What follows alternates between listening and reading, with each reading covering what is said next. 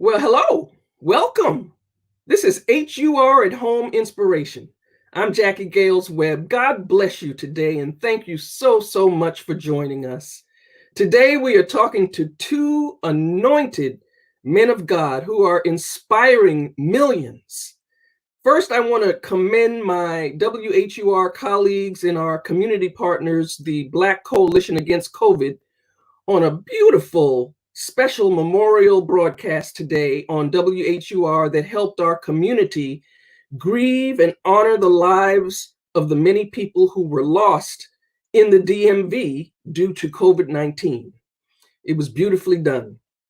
I have also been inspired by your comments, the comments that you have provided on the WHUR community response line that is always on and available for you to give your voice. We want to hear what you have to say. You can call 202-308-7183 and let your voice be heard on WHUR. And I'll repeat that phone number at the end of our multicast today. I am so honored to be able to speak with our guests today. In our second segment, we will speak with the Prince of Praise, Byron Cage. I was so moved when I tuned in to watch George Floyd's funeral in Houston and heard Byron's song being played as the family came into the sanctuary, broken, but I'm healed. And he has so many songs that has ministered to us, to all of us through the years, and he'll be in our second segment today. Right now, I'm extremely honored to welcome Bishop Walter Scott Thomas, Senior Pastor of New Psalmist Baptist Church in Baltimore, Maryland. Welcome. Hi, Jackie. How are you today? I am good. I am good to see you, and I am good because I tuned in to your sermon this morning, taken from the second chapter of Exodus. It had two titles. It was so good, it had two titles: The Privileged Oppressed and I Can't Take This Any Longer. Can you give us just a snippet, an idea what that powerful word was all about? Well, Jackie, looking at all the stuff that's been happening over the last several weeks, the tragic deaths of Ahmaud Arbery, of Breonna Taylor, of George Floyd, and seeing the outpouring of our young people in the street, of various people coming together to march, and then being aware that there are so many of our own people, African-American people, who see this but don't really see themselves in this. They see this as the plight of the poor, the plight of some others. I was born in 1950, and so I was a teenager in the 60s, and I still hear Gil Scott-Heron, the revolution will not be televised.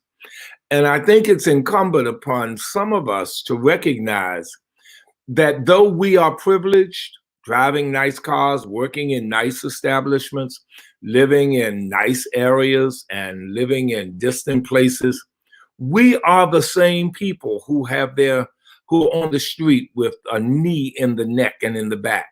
We're the same people who are laughed at and made fun of in the institutional operations. We are the same people who are fired and dismissed summarily. And we are privileged, but we need never forget we are still a part of the oppressed community.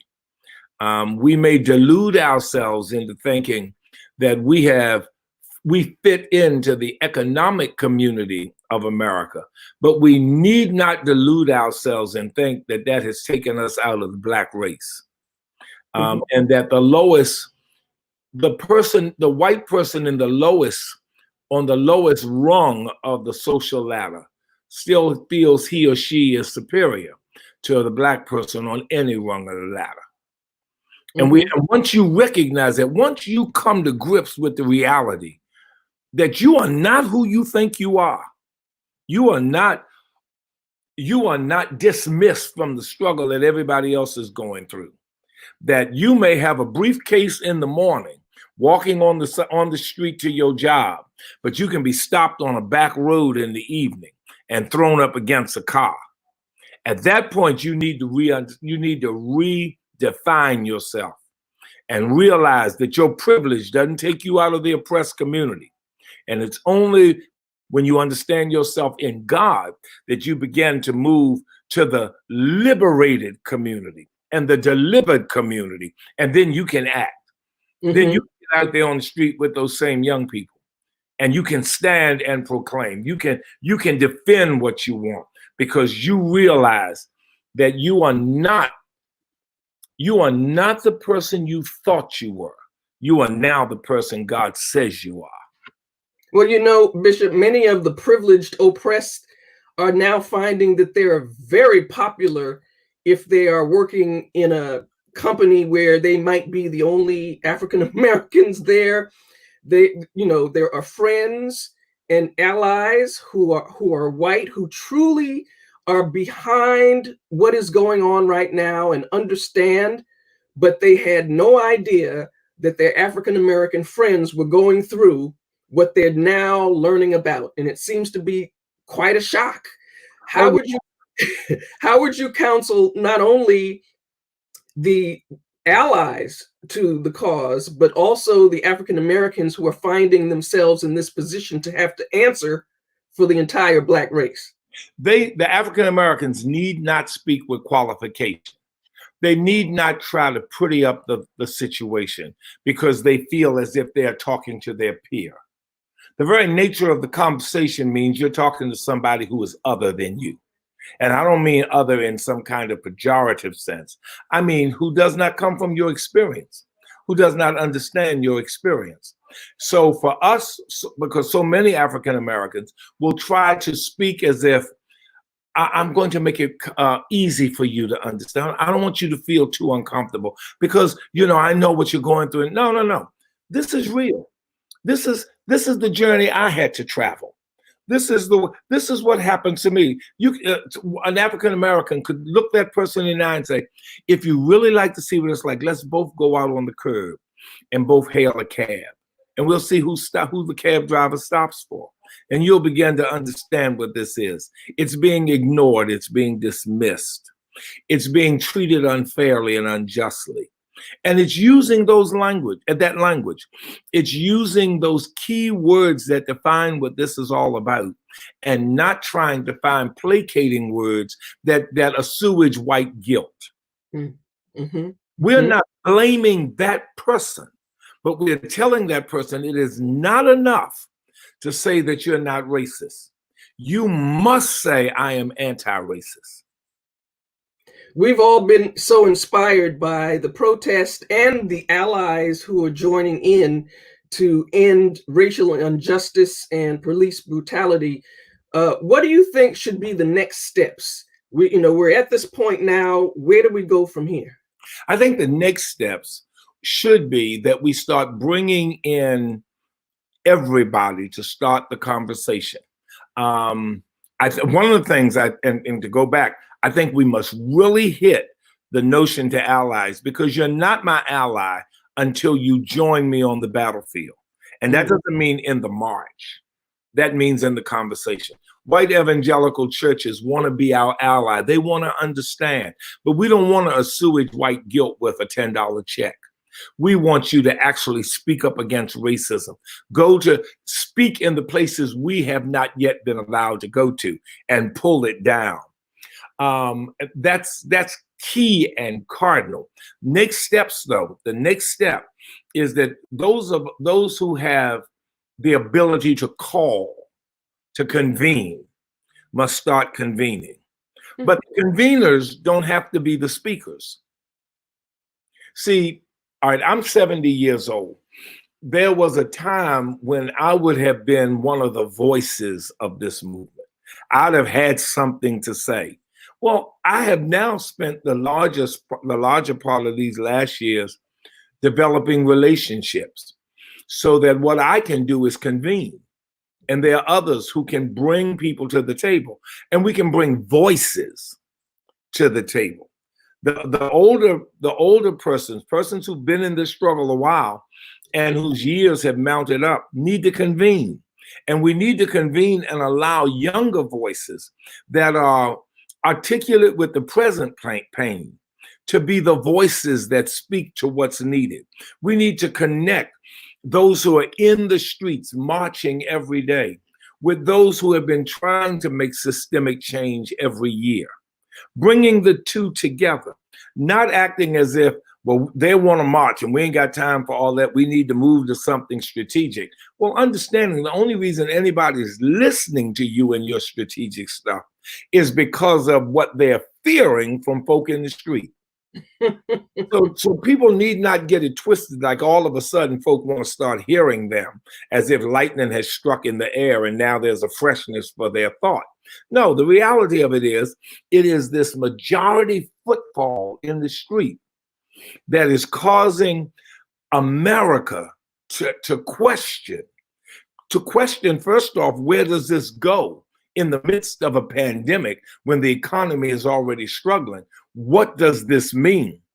But this is an opportunity to dismantle a system of injustice, to cross the finish line. Another great reason why your sermon was so powerful this morning, the title, I Can't Take It Any Longer, the racial disparities really were highlighted by the COVID-19. Oh, God, right? yes. So, and then, of course, then we have the George Floyd situation. But let's take a look at COVID-19. What's going on in Baltimore? How is Baltimore doing? How is New Psalmist doing during the pandemic? And what is New Psalmist doing to help the people? Well, first of all, one of the hard realities with this pandemic and with COVID-19 is you don't know where truth can be found. You just don't know. When you hear somebody tell you put bleach under your skin and to take medicine that's for lupus, you just don't know where truth can be found. And when you hear somebody say that by April it'll be over, when warm weather comes it'll be gone, this is a trick of a political party, you don't know where truth can be found.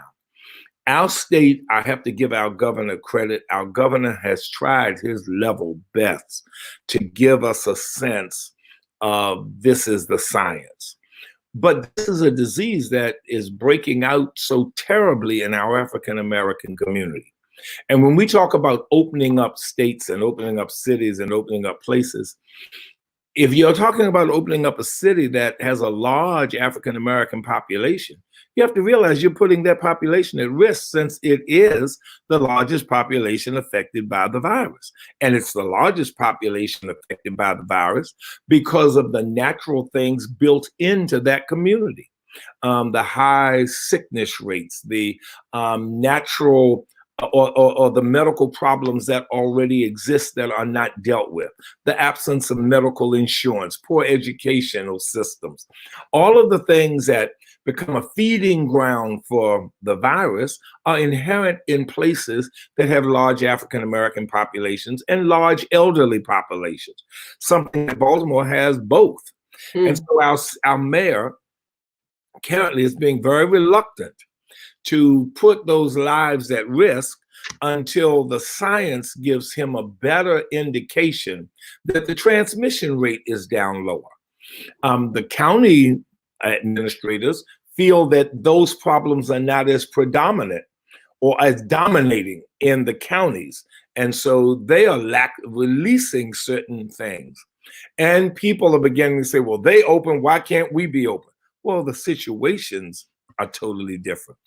One of the things we're doing tomorrow night, we have a medical town hall. We have these town halls that we try to deal with bigger issues. Last week, we had a town hall on justice.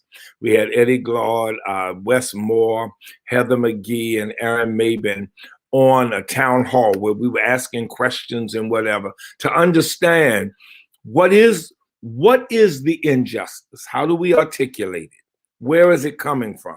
And how is this a God issue? And what do we do to go forward from here? What are the things every person can do? If we can't all march and we can't all sit in City Hall, what can we do? And so we went through that. Tomorrow, we're doing one on the medical side. We're bringing in our doctors and say, listen, we want to know the facts. We were so unnerved by the testing in Baltimore that we followed the lead of Philadelphia, and we went to a federally qualified health center in Baltimore, Total Health Care. And we said to them, listen, we want to do testing, or we want testing done. But we know, they said, well, you know, you got to have a certificate, you got to have a prescription, a doctor has to order it up for you, you have to have been exposed to somebody, you know, all of those normal things that they were saying. You have to have an appointment to get in. We said, well, we want you to consider a different model. We'd like you, rather than go to the health department to get your tests, go to the laboratories. Call the laboratories and see if the laboratories give you the test, and then pay for them out of your federal money. They said, what? They said, what? So they tried it. Laboratory said, sure, we'll give you the kits. We'll send you 500 of them. So for the last 3 weeks, or the last every other week, we've been doing testing at New Psalmist. Excellent. You don't have to have anything. Just drive up. You want to be tested? Come right on up. Bring your whole family. We've been testing families, everything. My assistant at New Psalmist, the COO of our church. My ministry assistant is my son. He brought his whole family, little children and all. My COO at the church came up, brought his wife and children. He and his children tested negative. His wife tested positive. If we hadn't been testing, they would not have known it. And who knows how many folk she would have infected, including them. Right. With this, the other week, they got tested again, and everybody's clear. Okay. We cannot understand how this virus is moving until we do testing. And this is a model that people can use, groups can use, churches can use, whatever, to do free testing on demand. We've told we got it from Philadelphia. We got the model from there.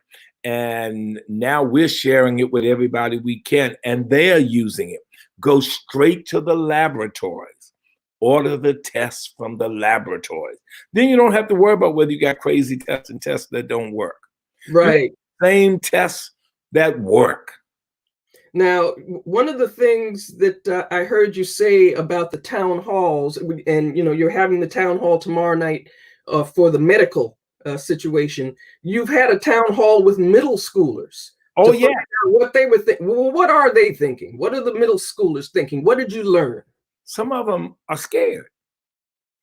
You know, see, death is invading every household.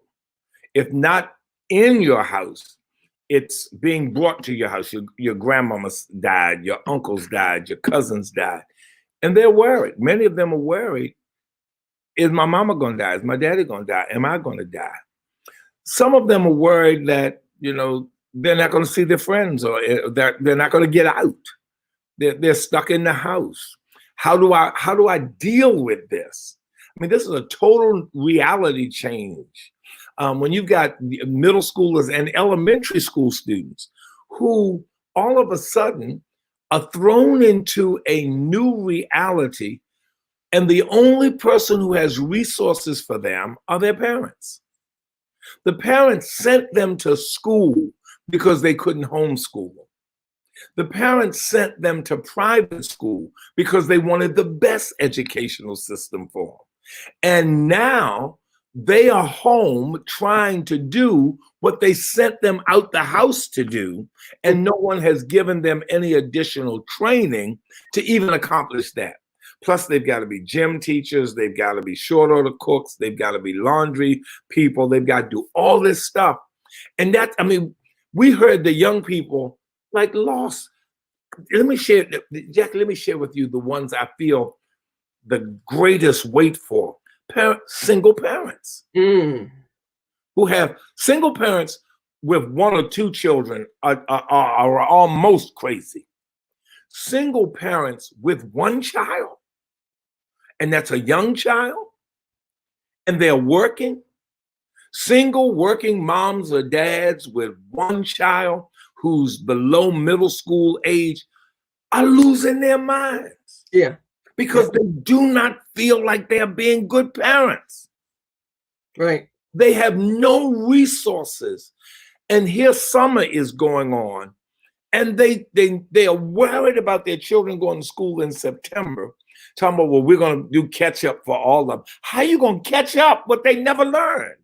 Mm. Our African American children are going to be so far behind in September that we can't even imagine it because they didn't have the resources when they went out. Mm-hmm. And they don't have the resources this summer. If we're trying to put together, me and a consortium of other pastors, summer camp, it's a difficult thing because we're starting with 2 outs in the 9th inning. Mm. We're trying to put a summer camp together. We will do good if we can get the math and language arts part in to make it free for children to have a block.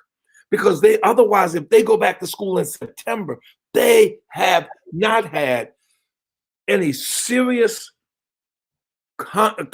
work since summer or really since they went out. Bishop, I'm going to bring Byron Cage on into this conversation. You know him, and he knows you, of course. That's my buddy, the Prince of Praise. Yes, sir.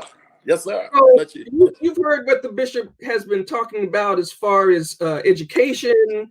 I know earlier you were telling us about your work at Ebenezer AME in Fort Washington, Maryland. Can you speak to what's going on there and what Ebenezer and your ministry are Absolutely. doing? First of all, Jackie, love you. Let me just say this: it's so unfair for you to put me with one of God's greatest generals. I feel like if you want to know about music, name that tune, ask me a question. But you got the man of God on here who is not just a spiritual giant, but politically astute, and he knows what he's talking about. And I'm grateful to have pastors, Reverend Granger Browning, Reverend Joanne Browning, that have a heart for the community and for God's people. And the things that they have been doing to make sure God's people are serviced the proper way in the church as well as out of the church has really been amazing. On Thursdays, especially, what we do for the church, for members as well as people in the community who need it. We do a feeding every Thursday where people drive by and get meals, and then we do our groceries giveaway, perishables and unperishables on Friday, and then we give away $50 giant gift cards. We're constantly doing every single week, doing something within the community for those who might be hurt and really, really need something right away. But in addition to that, the ministry that Pastor has with his vision, we've been trying to follow to the letter the excellent way about how we can serve during this pandemic, during this time where it's so hard. I love what Bishop was saying, though, in reference to creating an academy, because I was born in Grand Rapids. I went to a school called Kelloggsville, and it was a predominantly white school in a great area. And then we moved to Detroit. I went to a school in the ghetto called Longfellow, and they literally were 3 years behind me in what I had already learned in Kentwood, Michigan. So when I came in to Longfellow Middle School, I became lazy because I already did that. I knew all that work. By the time I got to high school, I had a mindset like, hey man, I already know all of this. And then it caught up with me, and I finally had to look at it and see how different things are treated from a rural area and from an inner city area, and the things that are just obviously unfair. A lot of it, we're not on the same level playing ground or the starting blocks, racing to get even.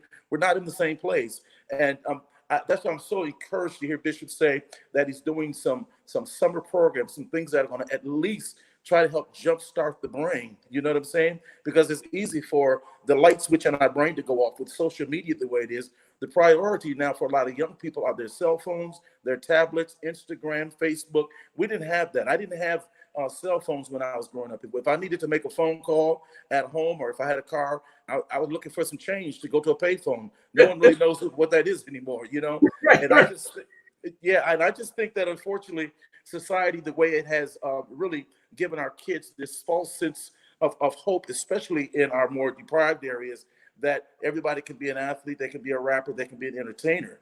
And they don't look for necessarily, not as a whole, but just a whole remnant of our people, especially, just want something for nothing, and they feel entitled like you owe them something. And I had my first job when I was 11. as a paper boy. I delivered papers in the neighborhood. After Me I too. became a paper boy, I got a job as a busboy at a restaurant, then became a Me chef. too. Absolutely, because my parents instilled within me early, if a man don't work, he can't eat. And look at me, I love to Me eat. too.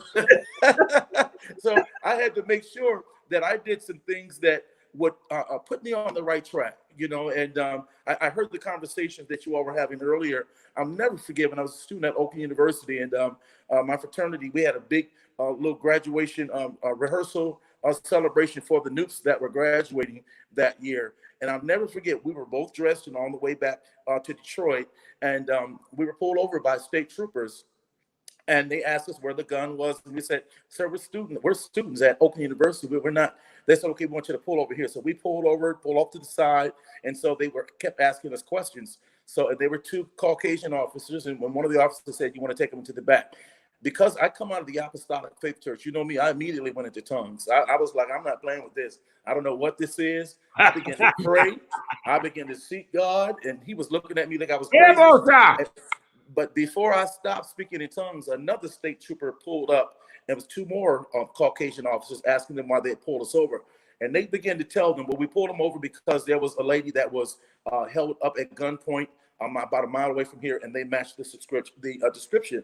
So I was like, well, sir, we just can't. He told me to shut up. Another way, he used profanity to let me know, he meant business. And I kept praying. And then the third state trooper that pulled was an African-American woman and another Caucasian gentleman. And then another state trooper pulled up with two African-Americans in it.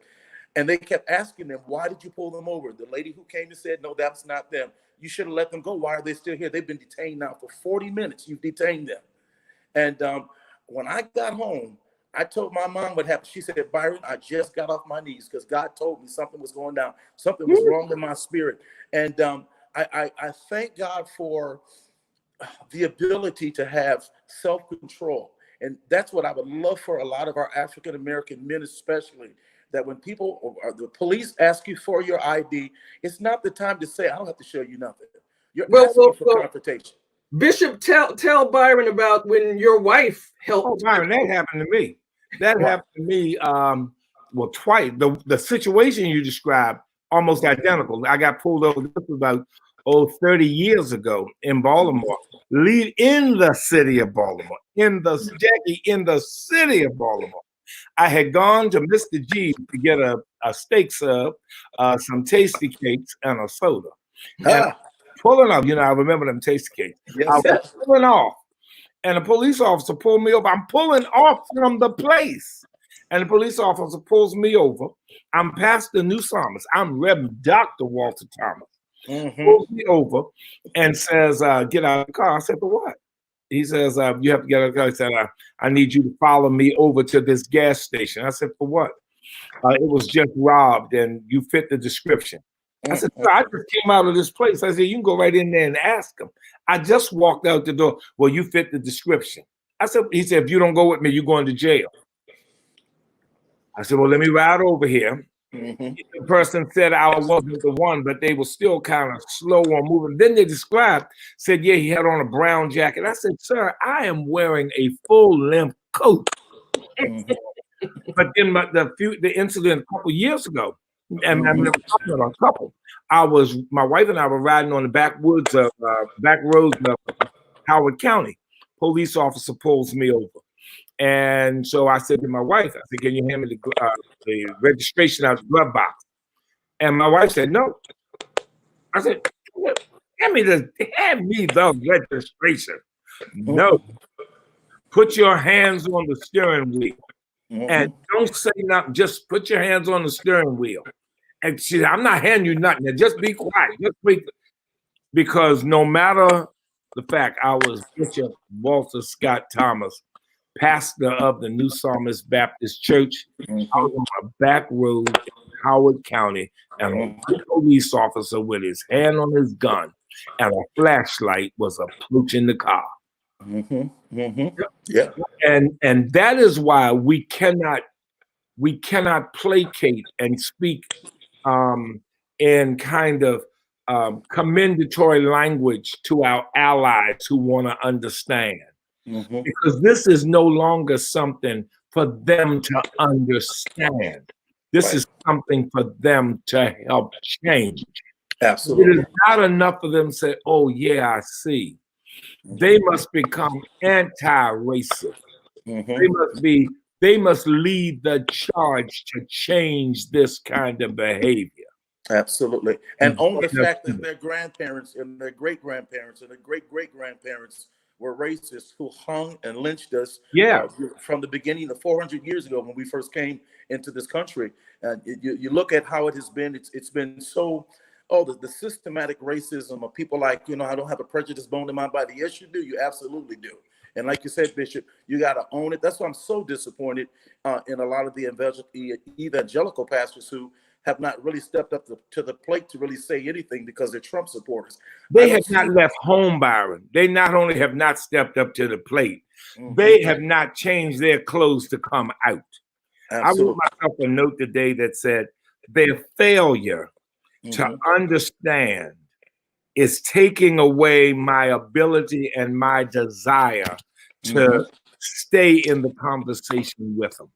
Right, absolutely. And one thing musically, Bishop, that I can speak to, one of the greatest bishops that is in, I won't say his name, but he's in the Hillsong worship music, Australia. I mean, he's the big guy for Hillsong. And the question came to him is, why is he not involved or making a statement? He said, I don't have anything to do with what's going on in the United States.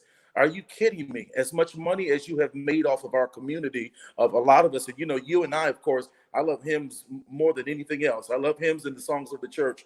The CCM songs are fine. They have their place in our generation of society, especially today. But to have a person of this magnitude pretty much say, I don't care about that. And to imply my music doesn't speak to your situation. That's what I get from that.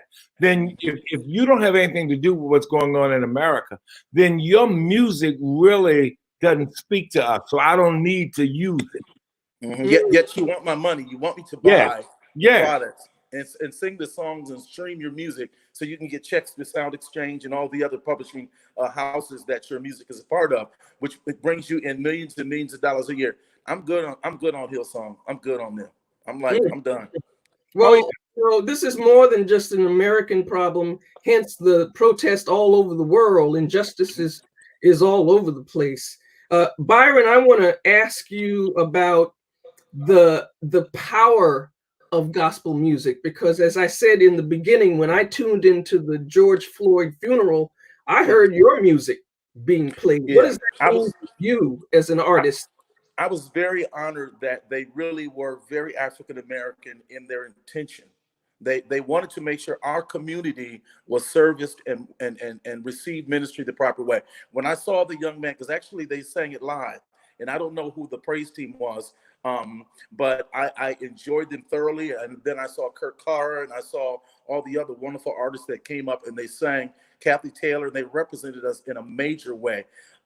My thing that I pray about all the time is I don't want gospel music to lose their own identity in trying to appease and try to go on another side and think that music is better. No, because I come from the old school. I don't wear my baseball cap in church, where a lot of the young people, of course, now they like to do that and think that you can minister to me and you can dress any kind of way. I didn't grow up like that. When I went to church, my mother always taught us to go like you're going to church, not like you're going to a club, not like you're going to the world, because we have lost now, I think in a younger generation, a lot of the young people think that you just have to relate to me. And, if you don't, I had a young person tell me, if you don't, relate to me, the gospel as we know it in the Black church will die in your generation. It's not going to die. Heaven and earth is going to pass away. They will die. They will die, but the gospel won't. Absolutely. And I talk about that in my book because I say the millennial generation especially have become this entitled type of thing, and they want you to appease them and give them what they want. And they don't want church like I grew up in. They don't want the stained glass windows and the pews and the choir loft and the piano and the organ, the drum. They want moving lights. They want the club feel. They want to make sure that they can do their trap music inside the church. I just didn't grow up like that. I'll be 60 in a couple of years. That's not how I grew up. I grew up and I know what church is. I know what African-American church especially has really created all of the many years way up to Thomas Dorsey, all the way to where we are today. And again, I don't mind using different styles of music, but I don't want us to lose our own identity trying to be somebody else. You know, Byron, I think too that coming out of this virus is going to cause many persons to rethink and redo, because you know they went in with their notion of self. They're going to come out with a notion of God. Absolutely. I wondered, you know, we always talk about the old people in church and how dedicated and whatever they were, but they didn't get dedicated when they got old. Right. They got dedicated. I look at my 90-year-old members. My 90-year-old members are those who remember unequivocally the pandemic 100 years ago. When those people died, they remember the Roaring 20s, and they remember the Great Depression. They remember the World War.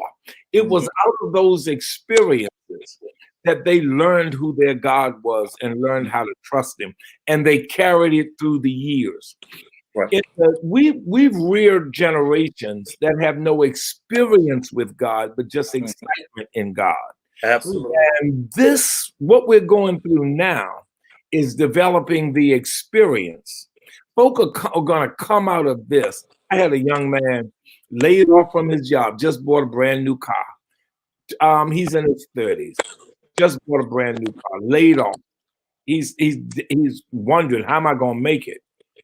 2 weeks later, when 6 million people are applying for unemployment, he gets a new job.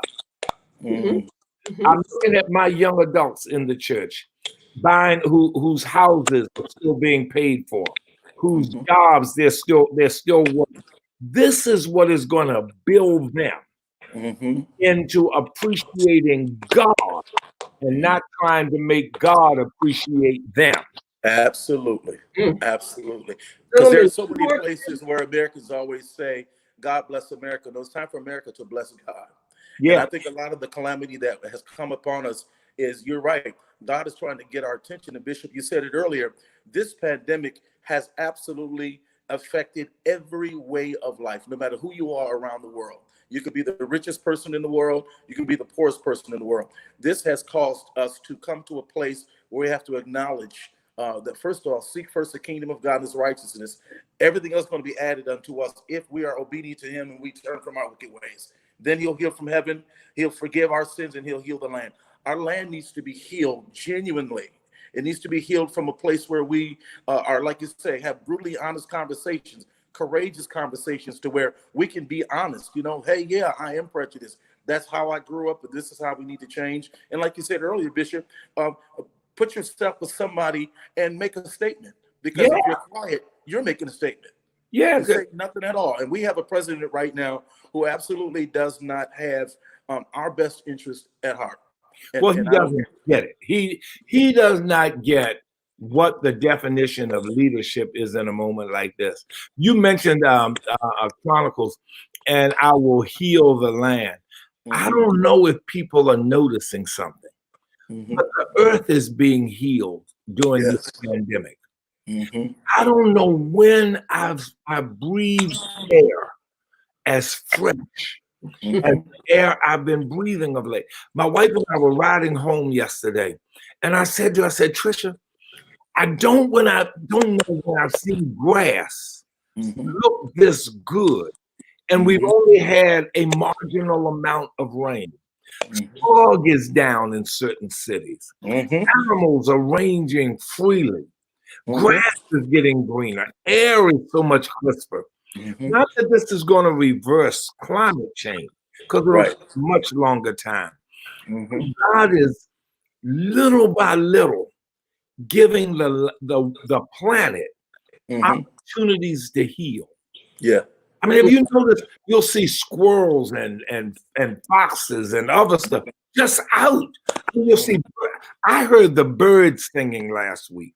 Not a bird. And I have contributed to the goodness of the earth, because yesterday was the first time I had to fill my gas tank since March 12th. Jackie, I filled mine one time since March 12th. One time. So I don't want to hold you to this. Has been wonderful. I don't want to hold you to too long, but I want to give Byron the opportunity to talk about his new song and also the book and the music video. Oh, praise God. Thank you so much, Jackie. I appreciate it. Yeah, my single that's been out now since August of last year is called Oh How Good It Is. And it is on my album that is called Isolation, which came out at the end of September. And it's funny, when God gave me that song, I was like laying in the bed around 3 a.m. and I just kept having this sense like I was uncomfortable. What's wrong with me? Why am I just, and because I spent so much time alone, the Lord gave me the words isolated by myself, trusting you, Lord, you're my help. You're ever present when I'm overwhelmed. Because in quiet times, you give me peace and I've got joy because you lifted me. The second verse says, alone, but I'm not lonely. Because your spirit comforts me in times of trouble. You'll sustain me. Because in quiet times, you give me peace. You give revelation and clarity. And then the last verse says, lend your ear, Lord, when I cry. When I grow weary, please draw nigh. You're the God of comfort, the God of my times. In quiet times, you give me peace. And in your presence, there is release. But this was the line he gave me. He's preparing me for what I need, and he's protecting me for what I can't see. I wept before the Lord and wept and wept and wept because it almost sounds like a hymn, Bishop. It almost plays like a hymn. The way God gave it to me while I played it on the piano, it's probably, though, oh, how good it is the most popular song on that album in reference to being played on the radio and on the my video being played all the time. It has been isolation, especially that a lot of pastors have called me and said, you had to really be in a place to give that. He said, but isolation was not just for you during that time. Isolation is for us right now. Because this pandemic and what we're going through in these last days, and Jackie knows this, I know Bishop knows this because he's a musician as well. The people of God, we just don't need music to tickle our ears and make our phony bone have a great time. We've had enough ear candy. We've had enough of the twisting and the turning. We need some anointed music that's going to destroy yokes, that when the people of God that have weights on them, that the burden will be lifted, just like Saul's distressing spirit was lifted off of him when David began to play the anointed music. Not just because music is a gift. All gifts, of course, are by God, but they come without repentance. The difference between my music and R. Kelly's music is that mine has the understanding that God gave me this gift, and I'm going to give him glory through that. And in that, I may not be the billionaire that R. Kelly is, but I'm free living outside of a prison, giving God glory, with what I do. You know what I'm saying? And this is certainly not to tarnish him or say anything negative, but I still believe the old hymn says, only what you do for Christ is going to last. If you do it for him, it's going to last. And so this is what the CD is about. It's passionate praise and worship music. I got some good church music. A brand new single's get ready to come out in a couple of weeks. It's called I Can't Give Up. Straight Sunday morning church. All right. It's got the little line at the end that talks about he's keeping me alive. He's keeping me alive for a reason. He's keeping me alive for a purpose. And I'm just excited. This is album number 10 in my career as a gospel artist. I've been celebrating this year, 25 years, is when my first CD came out called Dwell Among Us. And that was a praise and worship album. And Jackie, I knew you were playing that back then. And so I just marvel and I'm humbled and thankful to God that he has allowed me to do that. And then, I always had in my heart, after serving as a full-time minister of music for 30 years, to write a book. And I wanted to talk about and chronicle my life as a minister of music full-time for 30 years. I haven't worked a secular job. Only ministry has sustained me, and I've been so humbled and thankful for that. So I chronicle all of the things, the what, tos, and hows, and I talk about how, pastors, what they need and what pastors want, but what musicians need. I deal with the relationship of how to have a harmonious relationship in the pulpit, because a lot of times pastors think that ministers and music people are crazy, and music people think that pastors are jealous because the response is different. I talk about Bishop in my book because he and I were sitting on an airplane headed to do TV in Nassau, Bahamas. And he happened to sit next to me. I was like, oh my God, Bishop was going to sit next to me. So he asked me, he said, are you okay, man? What's happening? I said, Bishop, I'm going to be honest with you, and I'm not here to tarnish the legacy of Bishop Eddie Long. He was a wonderful leader, and I thank God for him. But I served his ministry for 12 years, the first time for 10 years, the second time for 2 years. And we were on our way to TBN and to do Bishop Neil Ellis at Bishop Neil Ellis' church. And he asked me what was happening. And I told him, I said, can I speak honestly? I said, I am going through something right now. I'm about making a decision. I said, I've been now there with Bishop Long again, now the second time for 2 years. I said, but I just feel like there's a pull. He said he needed me, and he know I have the gift of prophetic song, which means I can write a song right after the pastor preaches. God will give me a song, and I'll write it and sing it to the people, and the people will sing the word and remember and retain. And I said, but it seems like that, I don't know, this is not what he wants. I guess I came back, and he invited me back and pleaded that I come back, and Pastor Brownings allowed me to do it. They allowed me to remain full-time with Ebenezer, and they let me spend time with Bishop Long in New Birth back there to do that as well. So I felt tremendously blessed, and I was thankful. And Bishop said to me, but he said, there's something, Byron, that you got to understand. He said, if you're in a place where people only want the celebration to happen at the point of inspiration, which is the word, and not, revelation, which is the word, and not inspiration, which is musical. He said, you're going to have a problem. You're going to have some issues. You're going to buck heads. But you got to know that the gifting that God called on you, you're here to give God glory. And so he talked to me all the way there, and that thing stuck with me. So, and I made the decision after our conversation that I went ahead and told Bishop that I did not want to be in the way. I just don't know if I can provide for you everything that you want me to do anymore. And he asked me, and he said, are you going to walk away from a $165,000 job a year? I told him, I'm not walking away from money. I said, because at that particular time, if you remember, Presence of the Lord is Here was out, and it was the #1 album in the country, and I was traveling all over the world. So I didn't come back for money. And I told him, I did not come back for money. I came back because you said you really thought that God had another level that, I would be able to take the ministry to. That's why I came back. So I said, no disrespect. I said, I can't be in a place where they worship the creature more than the creator. I can't do it. And so, he looked and said, okay, well, if you feel like you got to go. And I left, and God just catapulted to a whole nother level because I left the proper way. I didn't leave blasting. I didn't leave upset. I didn't leave talking about things. I just left. And God, because if Bishop had not said those words to me, I probably would have just stayed and just take it. But I knew too, at the same time, I'm getting older now. And so I need to make sure that I make right decisions for my life. And so I thank God for Bishop, and I thank God for the book. The book just really gives you a really good look at what musicians are like. And I tell them the experiences that I've had with pastors, including the story I just told you here. And I just talk about how we can all get along and understand that when we respect, first of all, leadership, to understand. I tell musicians all the time, you don't have the ultimate accountability for vision. You're an employee. Or you are a person that has been chosen to be able to come forth and to serve. And if you have a problem with serving, I tell them in the book, pastors will end up hiring hirelings and not people that have their spirit. Right. And so that's why that's what the book is about. So it's a big workshop. It's comical, but at the same time, it's very, very serious. And so I'm just honored. When I saw the flyer that Bishop was going to be here, I was like, oh my Lord, what do I have to say? Bishop, did you know that? Did you know how much you influenced him? Well, we've been friends for a long time. I mean, a long time. I mean, I've known him. Oh God, we're getting close to 25 years. Yeah, absolutely. Yeah, okay. Yeah. Mm-hmm. Let me ask you this question. When you need consolation, or when you need to celebrate, when you just really need to get close to God, what is the song that inspires you, that gives you that closeness to God? What is that? What is that song? I have a playlist. On that playlist is There Is a Name. That is on my playlist now. Do not have any doubt.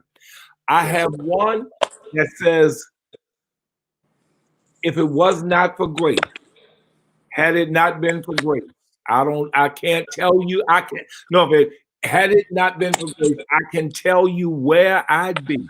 Oh yeah. Down if it had not been for the Lord on my side, where would I be? Is that? Oh no, it's the song. Lionel Harris sings this one. Yeah. Oh, okay. Yeah.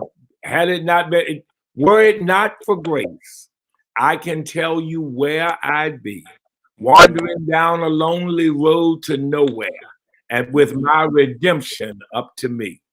Oh yes. That's one. Another one is a song called Homeward Bound.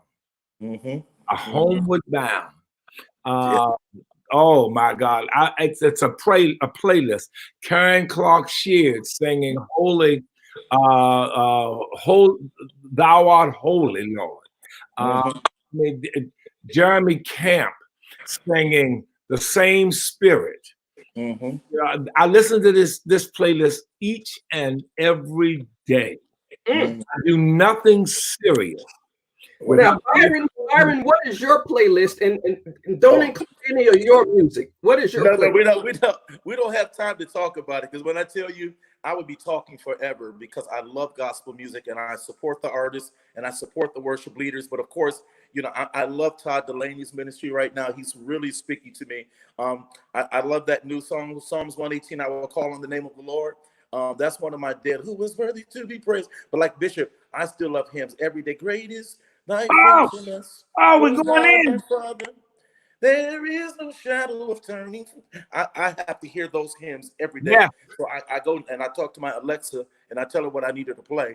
And but for me, for the most part, my iPhone is full of gospel music. It's packed with worship. Because that's what has really sustained and kept me. It has really literally been the balm of Gilead for me. It has been that place of healing that, you know, your heart can't be filled with praise and depression at the same time. And see, Jackie, like Byron said, when you got a great playlist or a great breath of, it'll take you from beginning to end. Absolutely. I am rarely in something that my playlist is going to play 3-4 times. Mm-hmm. No. It has length and breadth enough. Oh, yes. It's going to take me totally through it. Oh, well, yes. I'm going to close this out now, and then I'm going to ask Byron to give us just a little bit of Great is Thy Faithfulness, and Bishop to give us our benediction, our final prayer. But I want to let you know that WHUR's community response line is always on, available for you to vent, cry, and sound off. You can call 202-308-7183. You can also go to WHUR.com and get all the latest information about fighting COVID-19 and how to help your neighbors. And you can find out the lineup for the next HUR at Home series, including HUR at Home Inspiration. Next Sunday, we're going to chat with Pastor John Jenkins of First Baptist Church of Glen Arden, and BB Winans will be with us. That's the Father's Day edition. I'm Jackie Gales Webb, and I'm going to turn it on over to Byron Cage and Bishop to close us on out. Lord have mercy. I'm going to sing a little bit up, but you're having BB Winans. Lord have mercy. I'm praying for you. And John Jenkins. Tell BB I said that. I love you, Jackie. Summer and winter and springtime and harvest. Sun, moon, and stars in their courses above.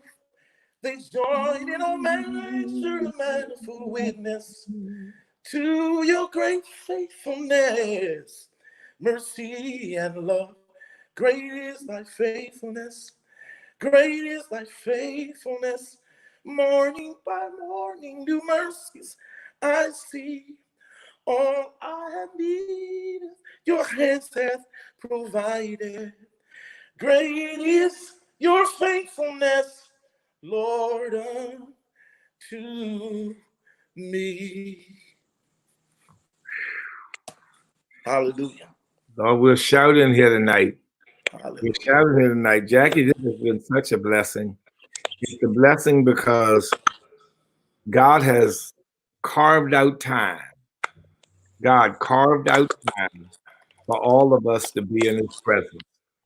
For an hour, we've been able to just talk about, in the words of the song, that the presence of the Lord is here. I think about the other night, we did something called a night of worship. On Friday night, we just had a 1-hour night of worship, invited everybody to a night of worship. Just gospel music, just singing, praising God in gospel music. Put it on YouTube and Facebook and on our website. And no matter what people had been through the day and what they were going through the next day, they had this 1 hour carved out when they could just sit and reflect on the goodness of the Lord. And God has given us this hour with you, Jackie, just to sit and think of his goodness to us. When waves of affliction sweep over our souls, when sorrows come rolling, whenever you're tempted to fret or complain, just think of his goodness to you. And that's what we're doing now, just thinking of your goodness. So won't you bow with me in a closing word of prayer? Father, in the mighty, matchless name of your Son, who taught us how to live victoriously when we live on the brink. From the day he was born till the day he died, he lived on the brink. Life was never just easy. The going was never just good. There was always something pressing and pending. We have pandemic. We have the pandemic of the virus, and we have the pandemic of the virus of racism. We have a biologic and a sociologic coming against us from both ends. And God, we stand before you right now, thanking you that we have the assurance of your presence, that so as our days, so shall your strength be. You will provide, you will touch, heal, and deliver. You will restore, you will heal. You will liberate and deliver. And now we stand in the assurance that earth has no sorrow, that heaven cannot heal. We pray for those who have been on the front line of pain and agony. We pray for those, oh God, who have been in the trenches of suffering. And we ask, oh God, that you will lead them out to victory. If they must cry, let them cry as they win. If they must struggle, let them struggle as they raise the flag of victory. Life is not easy, Lord. The going is not easy, but we thank you for the victory that you give. Now strengthen each person who is a part of this enduring struggle until we give your name final and eternal praise. And God, we shall do that because you are teaching us that you are God. In the name of your Son who died for our eternal deliverance, we say amen and give you praise. Amen. Amen. Thank you so much, Bishop Walter Scott Thomas and Byron Cage, for joining us here on HUR Inspiration at Home. I'm Jackie Gales Webb. God bless you. Thank you so much. And Night, Jackie. Night, Byron. God bless you, Bishop. Love you, sir. Love you, Jackie.